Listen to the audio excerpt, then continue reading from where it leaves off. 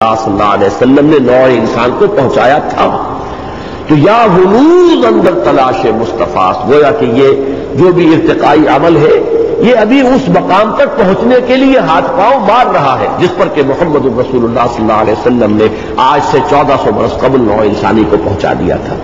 اور اس میں یہ ہے کہ کوئی صدر مملکت، کوئی خلیفہ راشد بھی قانون سے بالا تر نہیں تھے.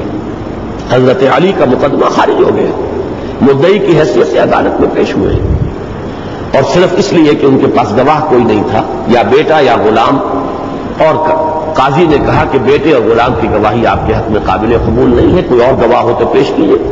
حضرت علی نے فرمایا کوئی اور گواہ نہیں ہے، مقدمہ خارج ہے.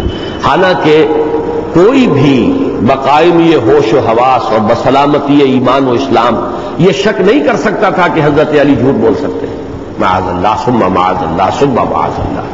لیکن قانون ہے، اگر وہ قانون میں حق ثابت نہیں ہو رہا تو پھر وہ ثابت قانون اور عدالت ڈگری نہیں دے سکتی. جیسے کہ حضور نے فرمایا تھا صلی اللہ علیہ وسلم کہ لوگوں تم میں سے بعض لوگ تمہارے مقدمات میرے سامنے پیش ہوتے ہیں، بعض لوگ زیادہ چرب زبان ہوتے ہیں، وہ اپنی بات کو زیادہ پیش کر سکتے ہیں. آج کل یوں کہیے کہ اچھے وکیل کو ہائر کر سکتے ہیں جو اپنی خطابت اور طلاقت لسانی سے جج کے اوپر جو ہے اثر انداز ہو جاتا ہے.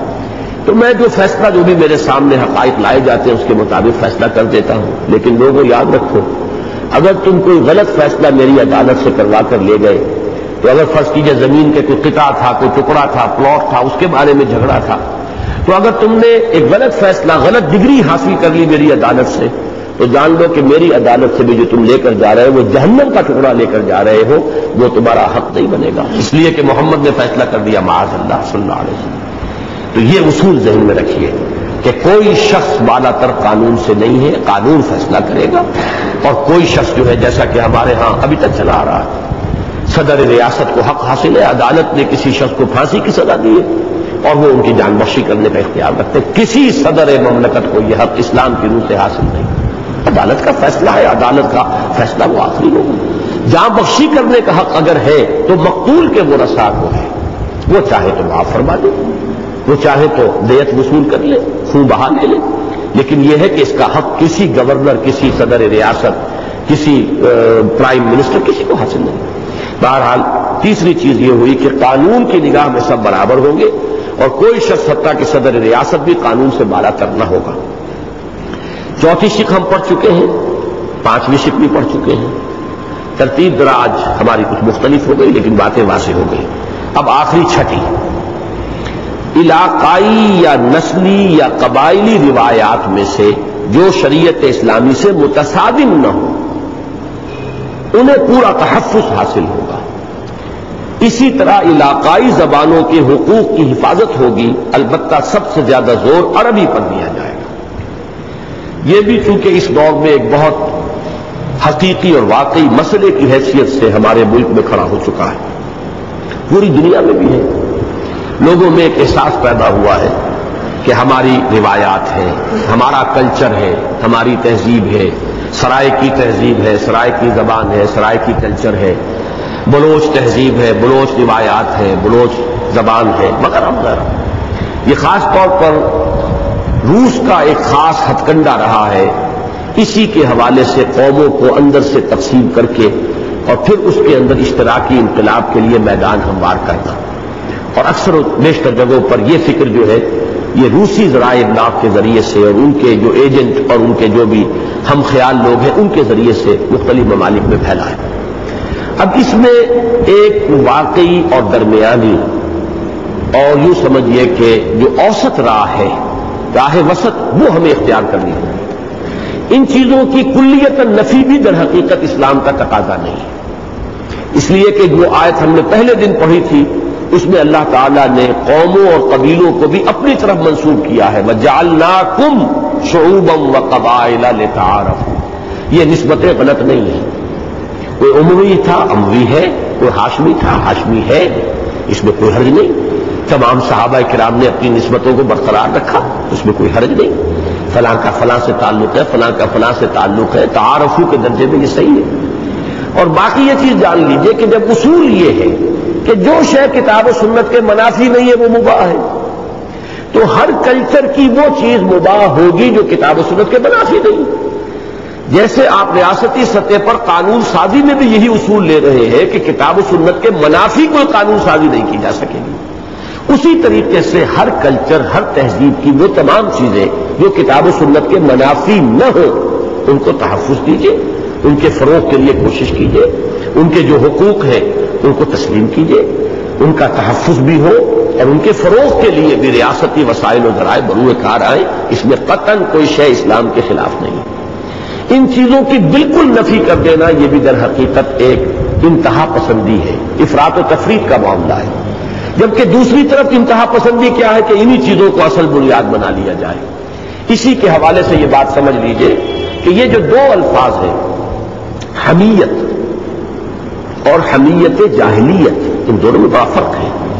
حمیت بری شے نہیں ہے، آپ کے اندر اپنے قبیلے کی حمیت ہو، آپ کے اندر اپنے قوم کی حمیت ہو، کوئی حرج نہیں. جعلناکم شعوبا وقبائل لتعارفوا. حمیت جاہلی کیا ہے کہ آپ قومی یا قبائلی حمیت کو اسلامی حمیت سے بالا تر کر دیں، تب یہ حمیت جاہلی ہے. اسلامی حمیت رہے بالا ترین، کتاب و سنت کے ساتھ ہماری وفاداری ہو بالا ترین. اسی طرح لفظ عصبیت، عصبیت بری شے نہیں ہے. علامہ ابن خلدون رحمہ اللہ کے تو فلسفے کی بنیادی اصطلاح عصبیت ہے. عصبیت نہ ہو تو کوئی معاشرہ جو ہے مربوط رہ نہیں سکتا. عصبیت ہونی چاہیے قبیلے کی، لیکن یہ عصبیت جاہلی بن جائے گی، بڑا لحاظ رکھا جانا چاہیے. یہ ہے وہ بات جو کہی جا رہی ہے، علاقائیوں کے حقوق کی حفاظت ہوگی. البتہ سب سے زیادہ زور عربی پر دیا جائے گا. یہاں بھی اصول وہی ہے، اس لیے کہ عربی ہماری دینی زبان ہے. بلکہ ہمارا موقف تو یہ ہے تنظیم اسلامی کی سطح پر کہ پاکستان کی سرکاری زبان عربی ہونی چاہیے. ہمارے دو بڑے ہمدرد تھے جنہوں نے اس وقت آغاز ہی میں یہ مشورہ دیا تھا، اور اگر اس وقت سے ہم کرتے تو اب تک ہم در حقیقت عرب ممالک کا گویا کہ جز بن چکے ہوتے. 40 برس میں تو 3 نسلیں آگے آ چکی ہوتی جنہوں نے کہ وہ تحصیل کی ہوتی.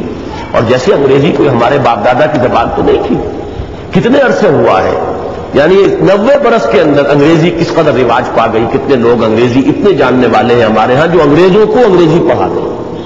تو عربی زبان تو اس کے مقابلے میں اس سے بھی 1/4 حصہ جو ہے وقت کا اس میں عربی زبان کی ترویج ہو سکتی تھی. اس لیے کہ ہماری ساری زبانیں جو ہیں اس میں عربی کے الفاظ بے انتہا موجود ہیں.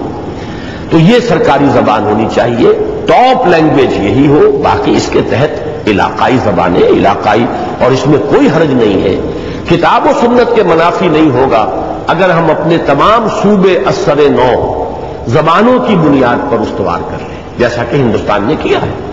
ان کے ہاں بھی یہ ٹکراؤ رہتا تھا، انہوں نے مستقل حل کیا. تمام صوبوں کی تقسیم لسانی بنیادوں پر کر دی گئی ہے. ہر صوبہ اپنا اندرونی معاملہ اپنی زبان میں طے کرتا ہے. مرکزی حکومت کے ساتھ اس کا رابطہ انگریزی میں ہوتا ہے. اس لیے کہ ہندوستان کے اندر کوئی زبان ان کی مذہبی زبان نہیں ہے.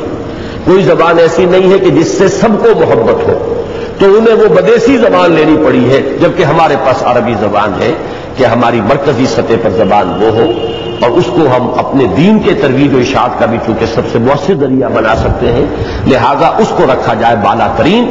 باقی زبانیں جو ہیں علاقائی زبانیں ہیں، اور ان میں سے کسی کو کسی پر کوئی فوقیت حاصل نہیں ہے. یہ سب آپس میں مساوی ہیں، برابر ہیں. اگر فوقیت ہے تو صرف عربی زبان کو، اس لیے کہ اللہ کی کتاب اس زبان میں ہے، محمد الرسول اللہ صلی اللہ علیہ وسلم کے فرمودات اس زبان میں ہے. یہ 6ٹھی اور آخری بات تھی. اس کا نتیجہ کیا ہے؟ کنکلوڈ کیا، الغرض اگر یہ 6 باتیں ہو جائیں، پاکستان دور جدید کی بہترین اسلامی جمہوری اور فلاحی ریاست بن جائے گا. یہ تینوں جو نظام ہم نے جن پر گفتگو کی ہے ان 3 ایام میں، ان سب کو کنکلوڈ کیا گیا ہے یہاں. فلاحی ریاست گویا کہ معاشیات کے ضمن میں جو پہلی بات ہم نے کل پڑھی تھی کہ بنیادی ضروریات جو ہیں وہ ہر شہری کی ریاست کے ذمہ ہیں. یہ جمہوریت جس کو میں نے اس وقت واضح کر دیا ہے کہ اسلام کے ساتھ جمہوریت کس طریقے سے، کس طور سے، کس انداز میں اس کا جوڑ ملتا ہے، اور یہ کہ بہترین اسلامی جمہوری اور فلاحی ریاست بن جائے گی. اللہ تعالی ہمیں اس عظیم مقصد کے لیے تن من دھن لگا دینے کا عزم مصمم کرنے کی توفیق عطا فرمائے. آمین یا رب العالمین.